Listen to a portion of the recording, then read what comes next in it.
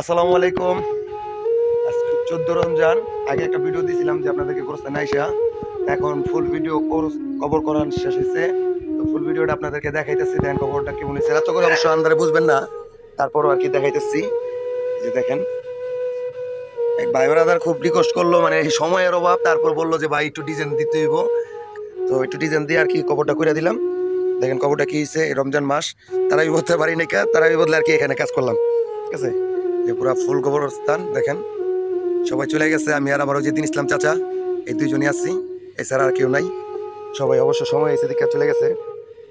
তো দেখেন কবরস্থানটা কেমন হয়েছে। আসলে আপনারা ভালোবাসা দেন, তাই কবরস্থানে আসি কিংবা ভিডিও বানাই। অনেকে অনেক কথা বলে যে আপনি কবরস্থানে যান, ভিডিও করেন, ঠিক আছে।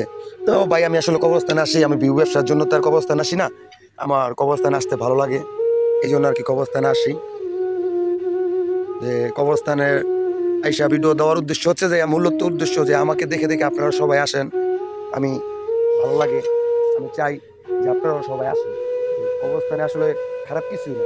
দেখেন আমি আমি এই যে এখন বাজতে আছে রাত্রে প্রায় 9:30, কাজকর্ম শেষ করে দিয়া দেখেন এই যে দেখেন গোরস্থানে কিন্তু আমি বর্তমানে একলা। চাচাই গেছে গা ওই যন্ত্রপাতি দিতে, দেখেন আমি গোরস্থানে একলা, বুঝছেন।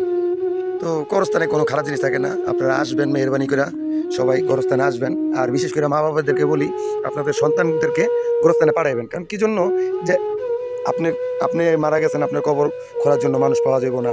তখন নিজের সন্তান যদি কে না যাইলে আরেকজনের সন্তান কোথা থেকে আসবে? নিজের সন্তান যদি যাইয়া থাকে, তাহলে নিজের সন্তানই পারবে একলা আরো দুই একজন বন্ধু বান্ধব নিয়ে কইরা লাইতে। এই জন্য সবাইকেই বলি যে সবার সন্তানকেই গোরস্থানে পাঠাইবেন। ঠিক আছে, সবাই কাজ শেখার দরকার আছে। এখানে কিছু না, আবার অনেক কিছু। কারণ একটা কবর করতে কিন্তু মোটামুটি খাটনি কম হয় না, আর কবর কিন্তু সবাই করতে পারে না। এই জন্য বলি যে আপনাদের সন্তানদেরকে কবরস্থানে পাঠাইবেন, ইনশাল্লাহ।